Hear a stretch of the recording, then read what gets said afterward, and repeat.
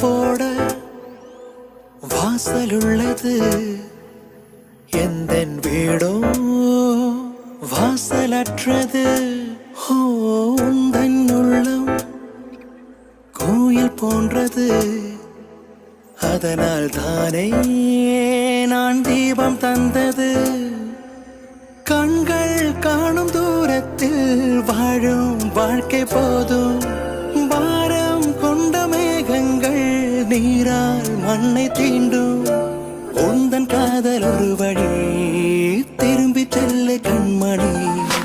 மஞ்சள் பூசும் வானம் தொட்டு பார்த்தே, கொஞ்சம் பேசும் தத்தை பேச்சை கேட்டே.